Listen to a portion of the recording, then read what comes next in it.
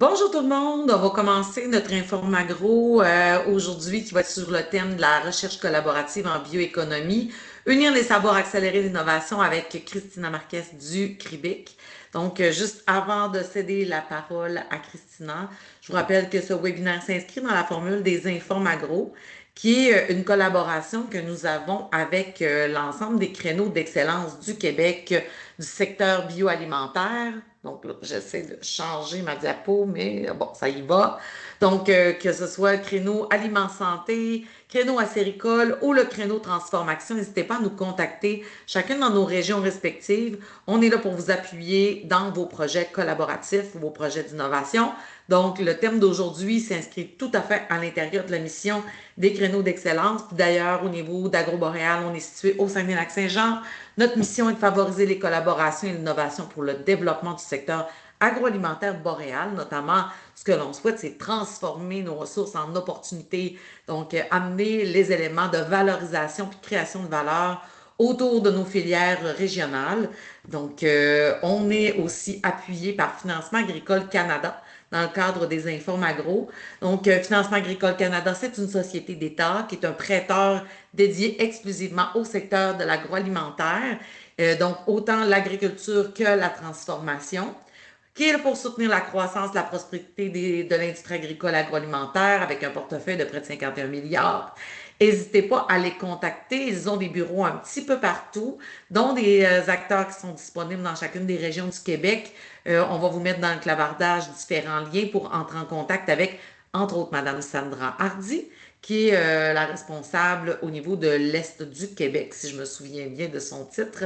Donc, tout va être dans le clavardage. Puis, vous allez avoir aussi différentes informations au sujet de Financement agricole Canada qui vont vous être rendues disponibles. On remercie également les réseaux AgriConseil qui rendent possible notre programmation. Donc, c'est le dernier webinaire aujourd'hui de notre programmation 25-26. On va se retrouver à l'automne, dès le mois de septembre, avec une nouvelle programmation pour 26-27 de 8 webinaires normalement. On a déjà des choses super intéressantes qui s'orientent pour l'automne. On est en train de travailler là-dessus. Donc, suivez-nous sur notre site web au agroboreal.com, la section Informagro dans nos ressources. Et sachez également que tous les webinaires Informagro sont enregistrés et disponibles sur le site. Donc, sans plus tarder, je vais céder la parole à notre collaboratrice Christina. Donc, j'arrête mon partage d'écran. Et Christina, c'est l'écran va être à toi maintenant. J'inviterai tout le monde Merci. à garder leur micro fermé pendant la présentation et noter vos questions ou posez-les dans le clavardage. On va y revenir à la fin. Donc, Christina, je te laisse te présenter. Ben, merci beaucoup, Isabelle. Merci beaucoup pour cette belle opportunité. Donc, je suis Christina Marquez, directrice au partenariat et innovation au CRIBIC. Je ne m'étalerai pas sur la présentation du CRIBIC parce que je vais la faire au cours de la présentation, mais on aime beaucoup collaborer avec Isabelle parce que c'est une région bien dynamique. Le créneau agro-boréal représente vraiment un secteur clé de la bioéconomie. Donc, je passe sans plus tarder à ma présentation. Puis comme je disais à Isabelle, n'hésitez pas à poser des questions. Si jamais je n'ai pas la réponse, je vais accumuler les questions, puis je vous reviendrai avec une réponse ultérieure. Donc, sans plus tarder, le CRIBIC, mais en fait, on est vraiment un acteur clé de la bioéconomie. Notre portée, elle est provinciale.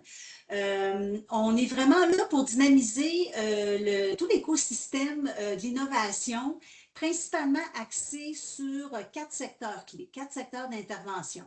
Il y a le bioalimentaire.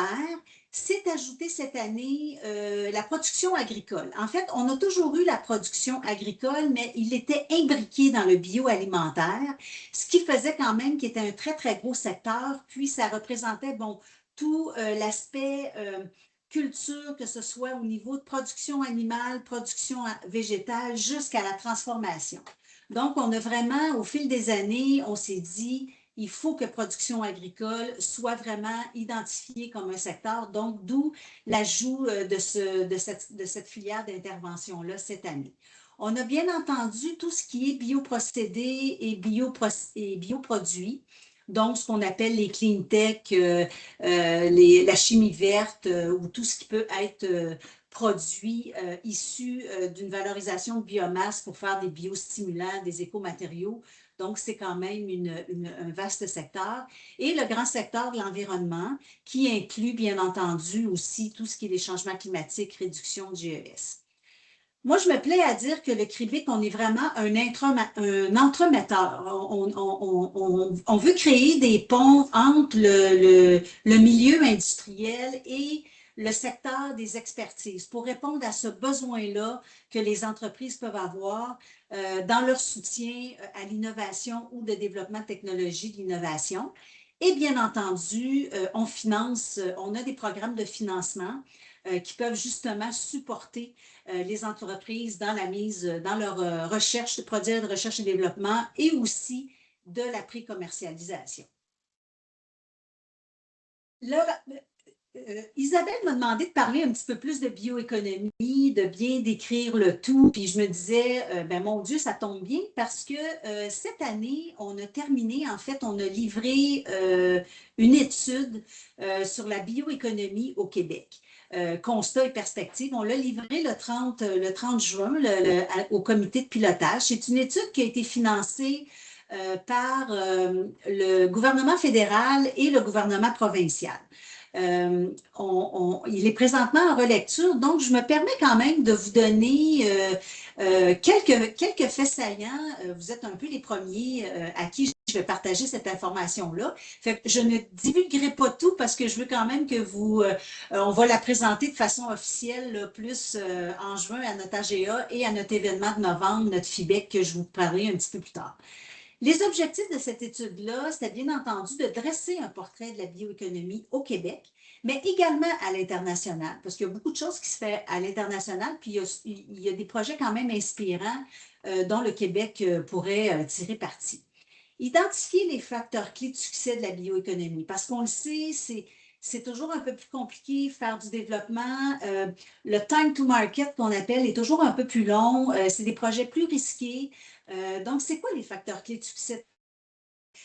Puis, effectivement, arriver avec des recommandations pour multiplier les opportunités, avoir des histoires à succès. Les enjeux qui ont été couverts principalement, c'est bien entendu les biomasses qui sont disponibles au Québec, qu'elles soient forestières, agricoles, maritimes et résiduelles, qui sont les principales biomasses disponibles. Quelles sont les innovations technologiques, les chaînes de valeur, les marchés, bien entendu tout ce qui est politique, lois et règlements, parce qu'on sait que ça a une incidence extrêmement importante, et le financement qui est disponible. Sans plus tarder, je vous donne les premiers éléments, j'appelle ça une mise en bouche là, au niveau des résultats de cette étude-là.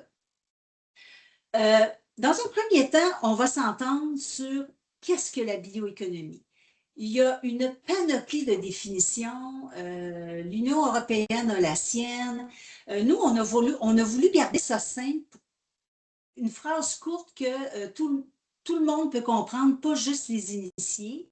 Fait que la bioéconomie représente l'ensemble des activités reliées à la valorisation de biomasse, comme je disais tantôt, agricoles, forestières, marines et résiduelles, pour les transformer et répondre à des besoins actuels et futurs de la société. Quand on parle des transformer, il y a deux outputs possibles. Soit que c'est des applications alimentaires ou des applications non alimentaires, donc des bioproduits industriels, pour répondre à des besoins des humains et des industries. Et tout ça, ça s'inscrit dans la circularité. Donc, l'économie circulaire est toujours présente à peu importe l'échelon, l'étape de la bioéconomie. Donc, nous, c'est sur cette définition-là qu'on s'est entendu et que moi, je diffuse, et moi et l'équipe, on diffuse abondamment. Les principaux constats de cette étude-là, c'est que bon, la bioéconomie au Québec contribue quand même à 5 du produit intérieur brut du Québec, ce qui représente quand même 20 milliards de dollars. C'est plus de 63 000 entreprises, pratiquement 190 000 emplois. C'est quand même un secteur très important. Et vous ne serez pas surpris d'apprendre que c'est principalement des PME. On le sait, le tissu industriel du Québec, c'est des PME et ça représente quand même une force au Québec. La transformation de la biomasse représente quand même 80 de ce chiffre d'affaires-là de la bioéconomie québécoise. Puis la transformation, ce volet-là, ça assure beaucoup la vitalité des régions, puis ça représente 35 des emplois de ces entreprises-là et 95 des entreprises. Donc, c'est quand même important comme moteur là, et comme représentativité. Par contre, ce qu'on constate, c'est que malgré ce dynamisme-là, comme la structure est principalement composée de PME, les PME, souvent, la plupart du temps, ils ont des ressources limitées, ce qui les rend vulnérables aux différentes étapes de développement qui sont souvent longues et complexes. Je vais vous donner un petit peu plus de détails un petit peu plus loin. La bioéconomie, bon, dans le cadre de cette étude-là, je m'excuse, je ne sais pas si vous voyez bien le graphique, mais c'est vous représenter où sont situés les principaux projets au Québec. Cette étude-là, elle va être rendue disponible. N'hésitez pas à aller la télécharger, à en prendre connaissance, à vous l'approprier, parce que l'objectif de ça, c'est que nous, on veut la partager, on veut travailler avec les régions pour qu'on puisse justement la rendre pérenne dans le temps et saisir les opportunités que ça peut apporter. Donc, il y a 77 projets industriels majeurs qui ont été répertoriés au Québec dans les 5 dernières années dans 8 filières. De ces 57-là qui sont de ces 77-là, 57 sont soit en exploitation ou en construction. Bien entendu, on ne sera pas surpris, la grande filière, la filière porteuse, c'est beaucoup les bioénergies. Tout ce qui est énergie, c'est une forte concentration, que ce soit au niveau du biochar, au niveau des gaz naturels renouvelables, production de granules. Ça, c'est vraiment le gros secteur qui représente 60 16 de ces projets-là, c'est l'agro-bioalimentaire. Donc, comme je vous disais, ça regroupe, là, c'est de la terre à la fourchette, là, de la production agricole jusqu'à ce qui se retrouve dans votre assiette. Puis, il y a tout l'aspect des biomatériaux, de la chimie verte. Ceux-là sont là, mais ils prennent un petit peu plus de temps à se développer. C'est des concepts peut-être, je dis biomatériaux, il y a encore beaucoup de développement compte tenu des réglementations. Donc, c'est des projets qui ont un petit peu plus, ils prennent un peu plus de temps à se mettre en place. Il y a 11 centres de valorisation de la biomasse. Il y en a 9 présentement en exploitation et 2 qui sont en construction. Ici, on a regardé les nombres de projets disponibles en fonction de la région puis en fonction de la biomasse disponible. Au Saguenay-Lac-Saint-Jean, il y a 9 projets quand même qui sont répartis dans 7 filières de la bioéconomie. Exemple, il y a un centre de valorisation de biomasse, il y en a 3 qui sont dédiés au biochar, 3 qui sont dédiés dans la bioénergie, matériaux biosourcés, il y en a un, puis dans des projets d'agroalimentaire et bioproduits, il y a 2 projets également. Donc, le Saguenay ressort vraiment comme une région très dynamique à cet égard-là. La Montérégie ressort particulièrement, il y a 21 des projets qui sont en Montérégie. De par sa géographie, de par un secteur agroalimentaire fort, ça explique en partie que cette région-là ressort vraiment du lot. Puis, il y a l'Abitibi, Chaudière-Appalaches, Laurentides. On voulait les faire ressortir parce qu'ils ont un volume important de biomasse disponible, mais ils ont relativement peu de projets. J'ai une partie de l'explication qui va arriver un petit peu plus tard, mais c'est vraiment ces 3 régions-là qui sont ressorties comme ayant une biomasse forestière importante de disponible. Puis la disponibilité de la biomasse n'est pas nécessairement un indicateur de dynamisme dans la bioéconomie.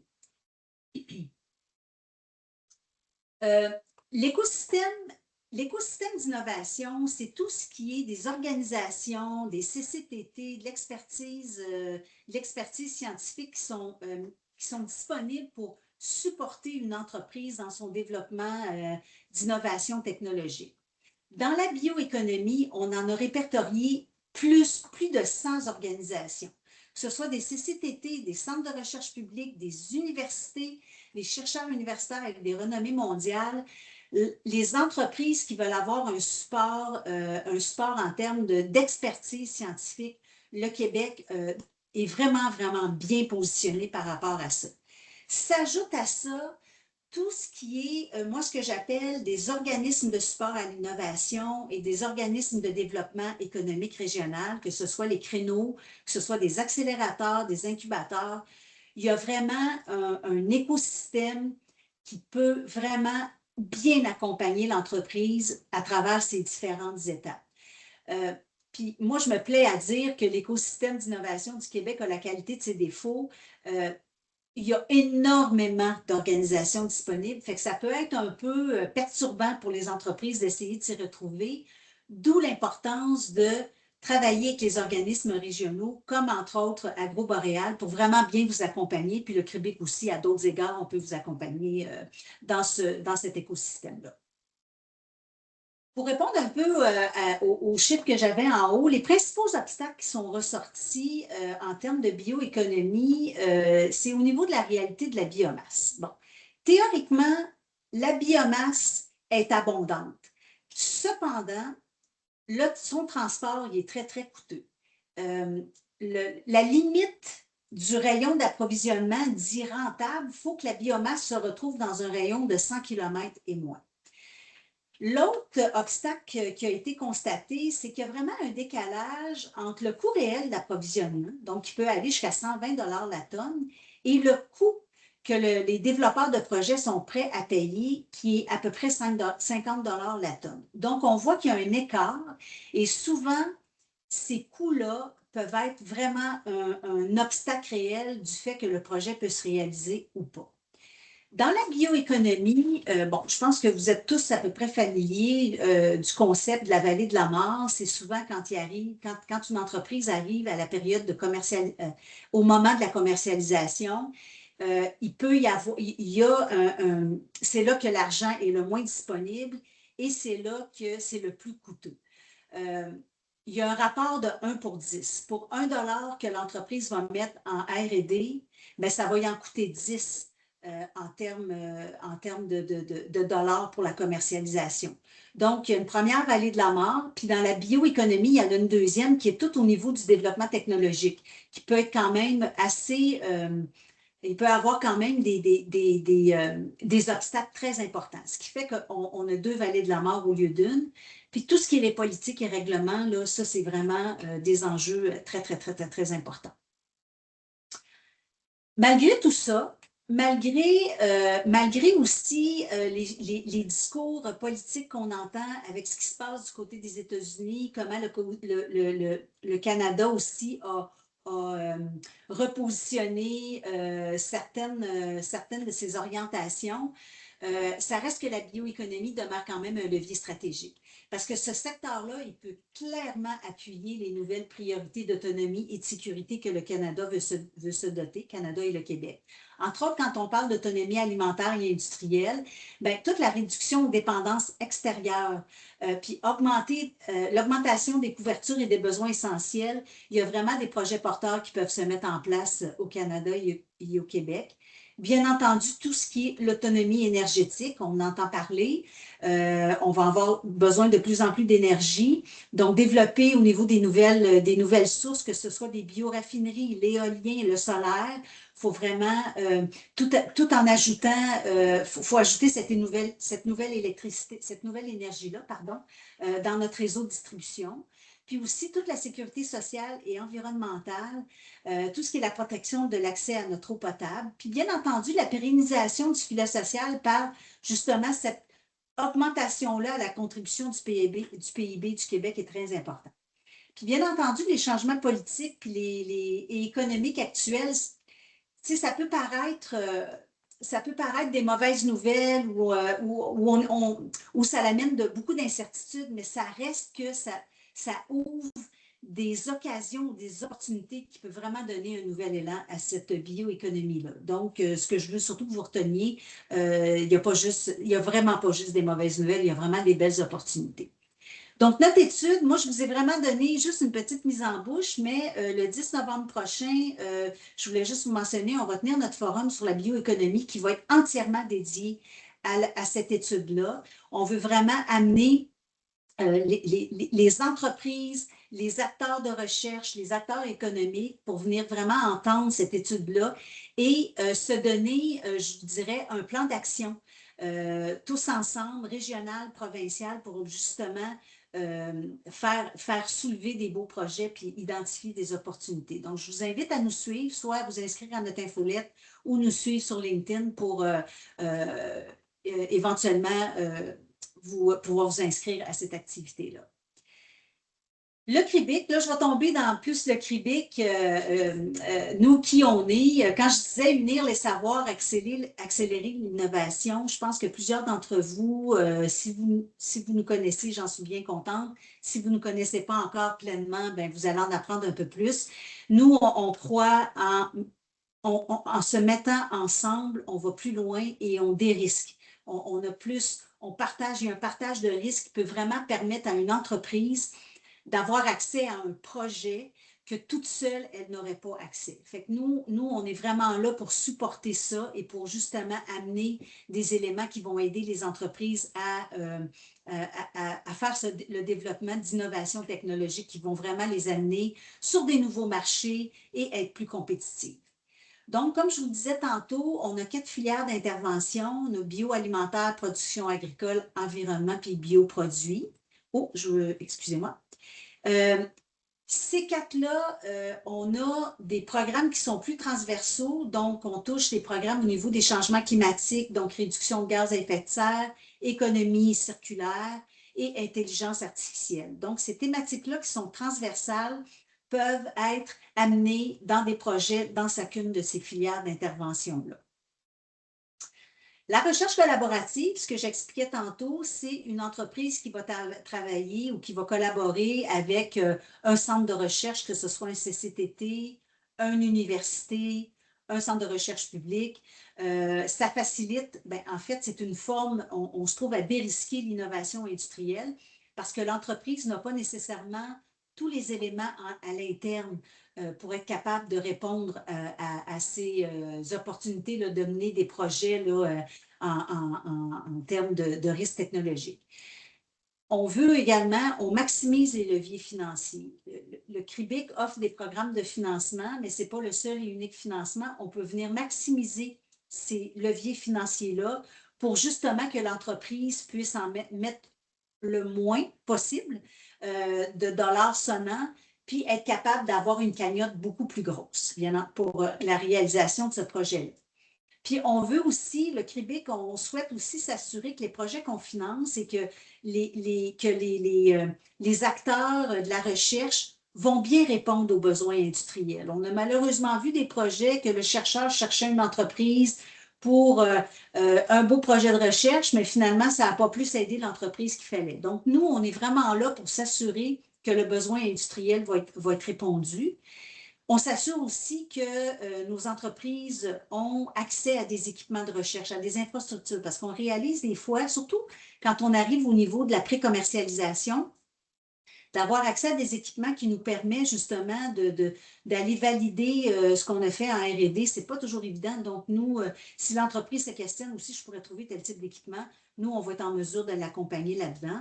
Puis, bien entendu, on s'assure que ces projets-là qui sont développés, bien, que les milieux preneurs sont présents puis qu'on va pouvoir faire un transfert technologique. La recherche collaborative, en quelques chiffres, là, je ne veux pas vous inonder dans les pourcentages de programmes. Je vous donne des pourcentages généraux, mais n'hésitez pas à communiquer avec nous. Nos coordonnées vont être à la fin de la présentation. Présentement, on a des programmes de financement de recherche collaborative d'ouvert. Le soutien financier du CRIBIC peut aller de 20 à 50 %, tout dépendant si on est une PME ou une grande entreprise. Une PME au CRIBIC, c'est 249 employés et moins, et une grande entreprise, c'est 250 employés et plus. Donc, la grande majorité de nos projets, c'est beaucoup les PME. On est capable d'aller chercher, de vous aider à trouver un financement complémentaire, ce qui fait que on peut aller chercher des aides publiques maximum jusqu'à 80 %, donc l'entreprise peut mettre 20 %, ce qui donne quand même un ratio intéressant. Et les dollars que l'entreprise va mettre dans les projets de recherche sont admissibles au crédit d'impôt RSDE. Puis les projets peuvent être d'une durée de 12 à 36 mois.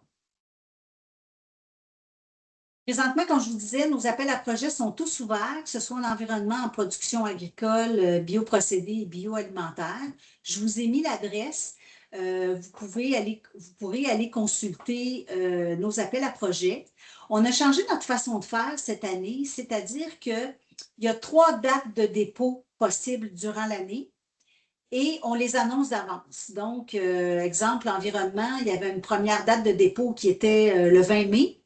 Bien, la prochaine va être le 23 octobre, puis l'autre le 23 février. Donc, en sachant ces dates-là d'avance, tout le monde peut se planifier, puis communiquer, puis on a plus de temps pour monter le projet. Puis nous, on peut vous accompagner à cet égard-là. Donc, moi, je vous dirais, impliquez-nous rapidement au début de vos projets.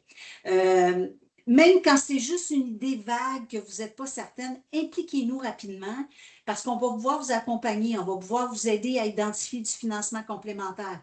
Si jamais le besoin est de vous trouver un deuxième partenaire industriel, parce qu'il peut avoir une bonne complémentation une bonne, mon Dieu, excusez-moi, je pense que je viens d'inventer un mot, une belle complémentarité avec votre besoin, on peut faire ça aussi. Et à ce moment-là, comme je vous disais, ça dérisque le projet, puis il y a un partage de coûts également. N'hésitez pas, impliquez-nous rapidement dès le début de votre projet pour qu'on puisse bien vous accompagner à cet égard-là.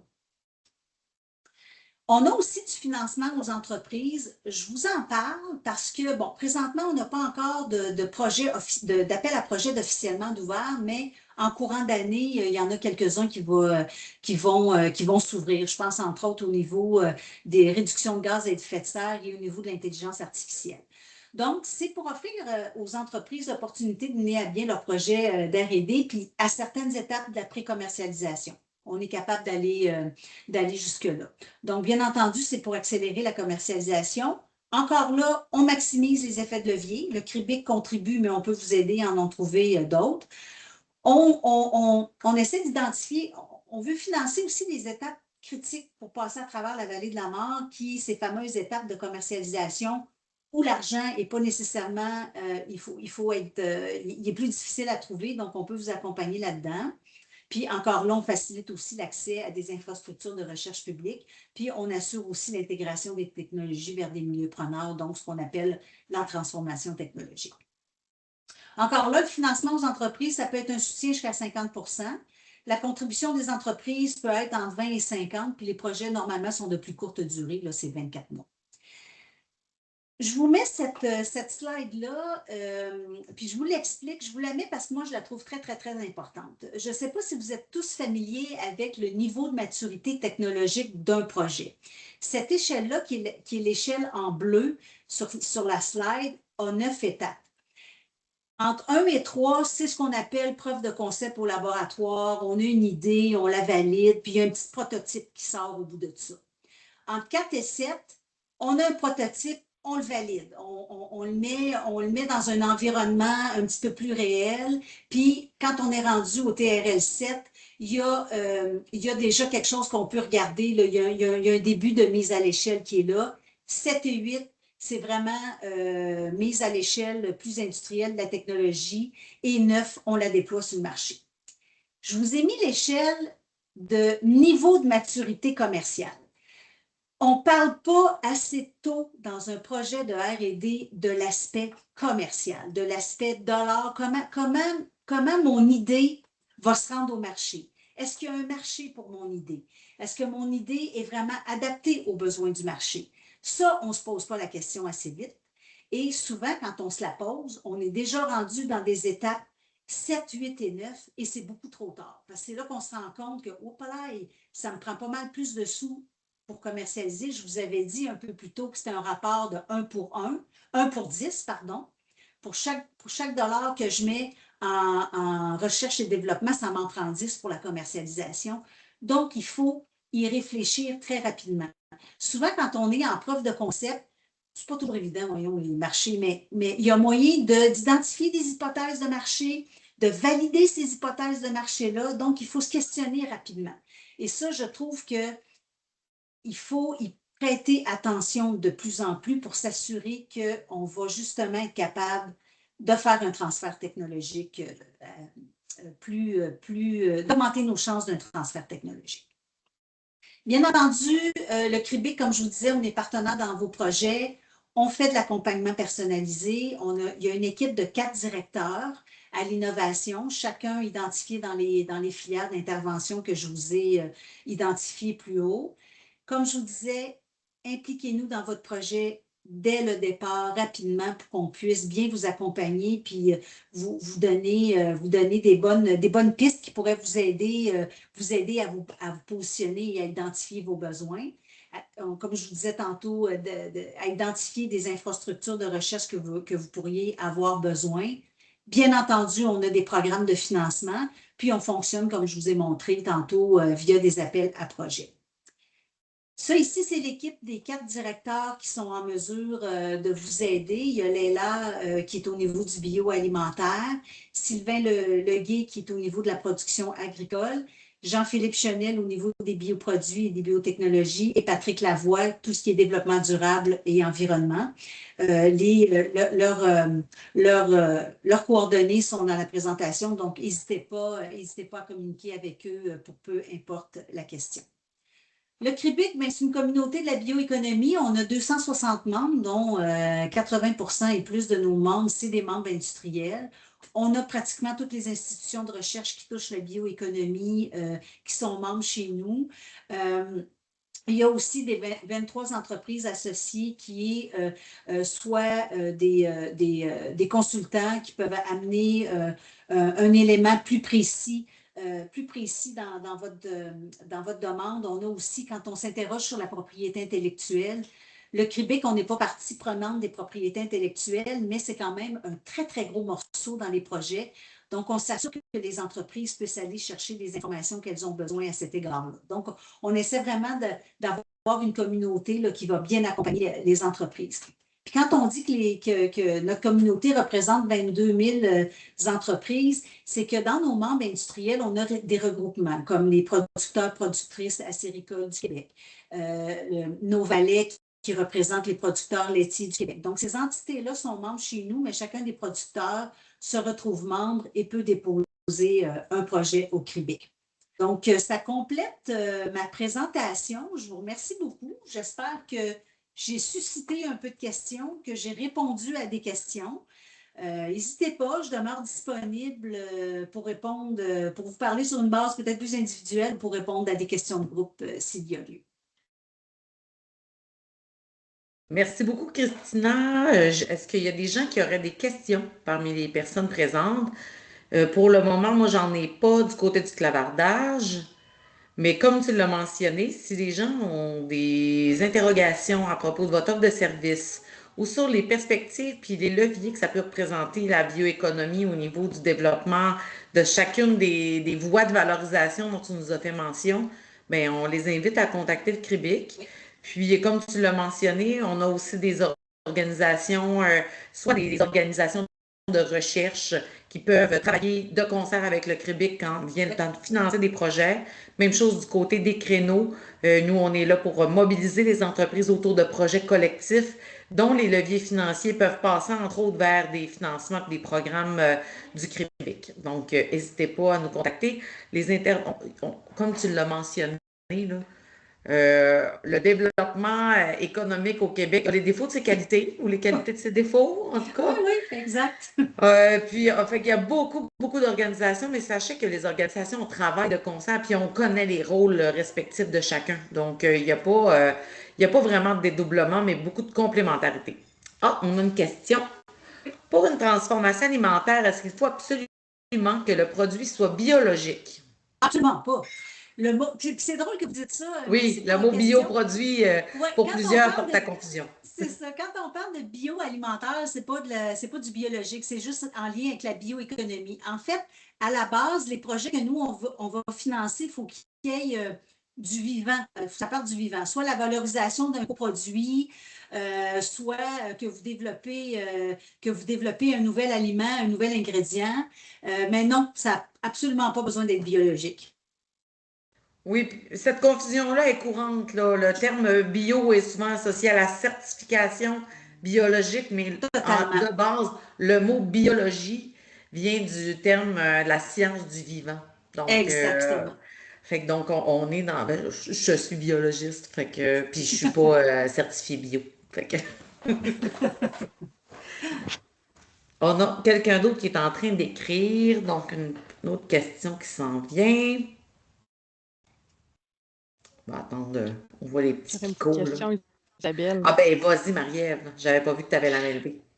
Bonjour Christina Marie-Ève, je suis Bonjour. d'une salle d'économie. Je me demandais, quand vous avez montré là, le tableau de la différence entre les niveaux de maturité technologique et les niveaux de maturité commerciale, est-ce qu'au niveau commercial, vous pouvez aussi aider les projets, tu sais, les promoteurs qui ont des projets ou c'est comme Oui, plus une autre équipe? Ou... on se dirige de plus en plus vers là. Parce que c'est vraiment là que les entreprises ont un besoin. C'est sûr qu'on va toujours financer des projets avec des incertitudes technologiques. Tu sais, notre programme phare, il est là pour financer la R&D jusqu'au TRL 6, là. Mais de plus en plus, on a réussi à avoir d'autres programmes qui nous permettent d'aller jusqu'en pré-commercialisation et d'accompagner ces entreprises-là. Donc oui, on essaie d'identifier des leviers financiers possibles et aussi, je vous dirais, d'ajouter des experts économistes dans les projets. Parce qu'on s'est rendu compte que les quelques projets qui ont mis des experts économiques dans les projets, il y a eu un transfert technologique comme ça. Puis je vous donne un exemple. Il y a eu un projet qu'on a financé avec les producteurs de pommes de terre du Québec. Puis, ils avaient développé une technologie, puis pour eux, c'était très important de se dire comment ça va. Il faut développer cette technologie-là de façon à ce que le coût que le producteur peut payer va être accessible. Puis comment se répartit, je vous dirais, les profits tout au long de la chaîne de valeur. Parce que souvent, ben, tout se prend au niveau du distributeur, puis tout. Puis ils ont aussi regardé la capacité de payer des producteurs. Tu sais, ils se sont dit, bon, ben si on vous développe ça parce que c'est ce que vous nous avez dit, vous aviez besoin, vous seriez prêt à mettre combien pour? Fait qu'ils ont tout de suite mis une équipe économique dans le projet, puis il y a eu le milieu preneur, là, ils ont vraiment tout embarqué. Fait que ça, là, moi, là, c'est l'exemple que je répète ad nauseam et je trouve que c'est important, puis ça, il ne faut pas le perdre de vue. Merci. Ben, c'est un bon point que tu apportes parce que pour qu'une innovation en soit réellement une, il faut qu'elle soit adoptée. Donc, c'est beau de faire des projets de R&D, mais si Exact, ça n'aboutit pas sur une adoption c'est de ça. ces nouvelles technologies ou ces nouvelles connaissances-là, on ne peut pas vraiment parler qu'il y a innovation. Alors, ce qu'on veut, ben, pour que favoriser cette adoption-là, ben, il y a une réalité à tenir en compte, dont la réalité économique. Donc, Oui, super intéressant, effectivement, d'intégrer ces aspects-là à l'intérieur des projets de développement qui sont oui. en lien avec la bioéconomie. Parce qu'on a vu des beaux projets d'innovation, des belles technologies qui ont été développées, mais le coût n'avait aucun sens. On Oui. arrivait à faire une mise à l'échelle, fait que c'est resté sur une tablette. Fait que c'est ça, on veut de plus en plus, on veut de plus en plus essayer d'amener cet élément-là pour s'assurer qu'il y a une prise de possession du milieu preneur. Puis tu l'as bien dit, hein, pourquoi il y a des aides financières qui sont là, c'est justement pour dérisquer les projets. Puis Voilà. plus on est dans des niveaux technologiques qui sont en amont, mais plus les risques sont grands, plus le niveau d'incertitude est grand. Donc souvent, les aides financières sont particulièrement les bienvenues à ces niveaux-là. On a une question. L'innovation peut-il aussi provenir de la valorisation d'un produit sous-consommé? Absolument. Tout ce qui est pour éviter du gaspillage alimentaire, puis arriver à développer un nouveau produit, absolument. Il faut juste garder en tête qu'il doit toujours avoir une innovation.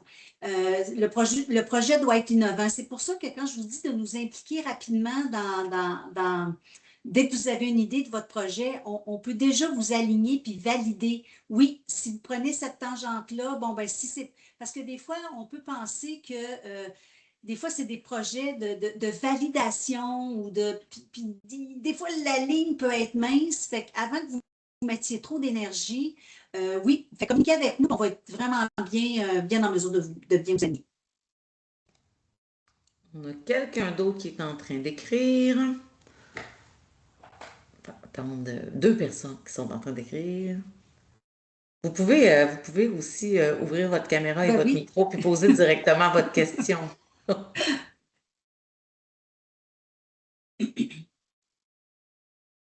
Oui. Oui, allô, bonjour. Bonjour. Moi, j'aimerais savoir comment vous contacter. Est-ce que c'est par courriel ou par rendez-vous?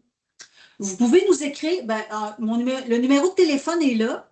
Vous pouvez laisser un message, mais envoyez-nous un courriel. Je pense que c'est la façon la plus simple. Puis à ce moment-là, si vous me l'envoyez à moi, puis vous me donnez quelques lignes là, pour me décrire dans quel secteur je pourrais vous aiguiller vers le bon directeur. Sinon, si c'est en transformation alimentaire, vous pouvez contacter ma collègue Léla là, qui apparaît un petit peu plus haut. Mais je pense que envoyez-moi un courriel, puis je vais m'organiser pour vous aiguiller à l'interne. D'accord, merci beaucoup. Bienvenue. Oui, on a Fabien. Allez-y. Bonjour, bonjour Christina, Isabelle et tout le monde. Je voulais savoir si les projets, on va dire au niveau vraiment économique, donc organisation de vraiment de la bioéconomie, donc création de marketplace, création de mise en relation, évaluation d'impact, etc., sont éligibles auprès du CRIBIC et si oui, sous quelles conditions? Oui, en fait, souvent, ce que vous me dites là va être une étape dans un projet plus global de développement d'innovation technologique. Un projet en soi, je ne vous dis pas non, mais il faudrait s'en parler, peut-être avoir un petit peu D'accord. plus de détails, parce que c'est très intéressant, parce que souvent l'innovation, ça peut être une innovation aussi au niveau du modèle d'affaires, au niveau, elle peut être à plusieurs égards. Et honnêtement, si, mettons, ça ne tombe pas dans la cour du CRIBIC, ça nous fera plaisir aussi de vous référer au bon endroit pour que votre projet puisse se déployer, là. Fait que je pense que de se parler et d'avoir un petit peu plus d'informations, ça serait pertinent. Parfait. Ben, j'enverrai un email aussi alors. Ça va me faire plaisir. Merci Tout à beaucoup. fait. Puis c'est là qu'on parle de complémentarité parce que c'est là aussi où nous, les créneaux, on parle d'innovation, mais de projets d'innovation plus au sens large, là. Donc, certaines de ces étapes-là, si elles ne font pas partie d'un projet d'innovation ou de R&D, peuvent être admissibles là, au niveau des leviers financiers auxquels on a accès via les créneaux d'excellence. Puis ça, c'est sûr, dans notre cas, il faut qu'il y ait un lien avec des entreprises de notre région, mais on est plusieurs créneaux au Québec, donc on peut faire aussi de l'interrégionalité. Absolument. Merci. Nérolel, on va vous faire parvenir Christina, si tu veux mettre ton courriel dans le clavardage, là, comme ça tout le monde Oui, pourra avec avoir accès à plaisir. tes coordonnées. Donc le Certainement. voici, justement, Élodie l'a mis. Merci, Élodie. Donc, Ben ça oui. compléterait notre séance Informagro d'aujourd'hui. S'il n'y a pas d'autres questions, on remercie tout le monde. Ça a été enregistré. Ça va être disponible. Toutes les personnes inscrites vont le recevoir, l'enregistrement dans leur courriel, mais vous allez avoir accès aussi à la présentation sur notre site web dans la section des Informagro. Donc, merci encore, Christina. C'est Oui, vraiment merci. J'ai un apprécié. petit élément que je veux juste Oui. ajouter. Là, les deux adresses, là, ils ont des extensions Ah. différentes. Les deux adresses fonctionnent parce qu'on est tranquillement en train de changer notre qc.ca vers bio.bio, mais les deux fonctionnent. Ne vous inquiétez pas. Bon, fait que super. Fait que vous avez deux options de courriel pour rejoindre Christina. Fait que merci beaucoup, Christina. Merci. Puis Merci beaucoup à vous. je vous invite à suivre là, les infolettes respectives, que ce soit celle du CRIBIC, la nôtre, celle des différentes organisations partenaires. Puis on espère que vous avez apprécié cet Informagro et tenez-vous au courant de celle des prochaines séances qui vont avoir lieu à l'automne. Donc, merci tout le monde et à la prochaine. Merci beaucoup. Merci. Au revoir.